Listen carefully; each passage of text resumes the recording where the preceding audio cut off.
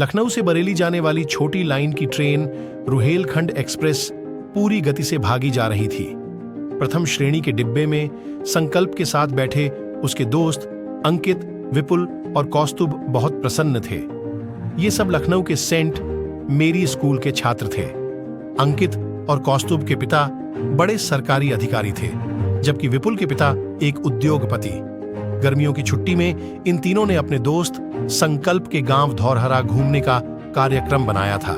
संकल्प का गांव लखीमपुर खीरी के तराई क्षेत्र में नेपाल के पास बसा हुआ था। वह हमेशा अपने गांव की खूबसूरती की बातें किया करता था। कल कल बहती नदी में गांव के दोस्तों के साथ नौकायन का मजा और कोयल की कूक से गूंज रहे आम के बागों में मस्ती के किस्से सुन सुनकर वे सब कई वर्षों से धौरहरा जाना चाहते थे, लेकिन उनके घर वाले अनुमति नहीं देते थे। कुछ दिनों पहले अंकित के पापा एक सरकारी कार्य से उस इलाके में गए थे। वहां के प्राकृतिक दृश्यों को देखकर वह काफी प्रभावित हुए थे।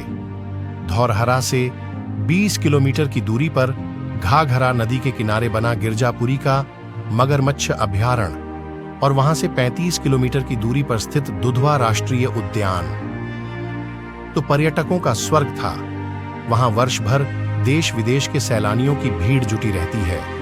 अंकित के पापा को वह इलाका इतना पसंद आया कि उन्होंने विपुल और कौस्तुभ के पापा से बात करके सभी को वहां घूमने की अनुमति दिलवा दी। संकल्प के पापा उस इलाके के बड़े जमींदार थे। उन्होंने सभी बच्चों को घुमाने फिराने की जिम्मेदारी ले ली थी। लखनऊ से जिला मुख्यालय लखीमपुर तक ट्रेन जाती थी। उसके आगे का 60 किलोमीटर का सफर सड़क मार्ग से था।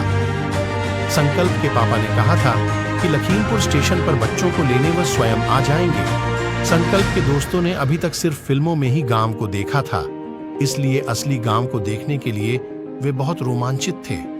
उनका बस चलता तो उड़कर गांव पहुंच जाते, लेकिन ट्रेन तो अपनी ही गति से चल रही थी। चलो भाई, अपना अपना सामान ठीक कर लो, थोड़ी देर में लखीमपुर आने वाला है। संकल्प ने खिड़की से बाहर देखते हुए अचानक अपने दोस्तों को कहा। इसी के साथ एक तेज दुर्गंध नथुनों में भर गई। कौस्तुभ ने रुमाल से अपनी नाक बंद करते हुए कहा, भाई वाह, मान गए संकल्प के लखीमपुर को सीमा रेखा पर ही जब इतनी अच्छी गंध से स्वागत हुआ है तो आगे जाने क्या हाल होगा। संकल्प ने यह बात इतने नाटकीय अंदाज में कही थी कि विपुल और अंकित भी अपनी नाक कड़े पकड़े हंस पड़े।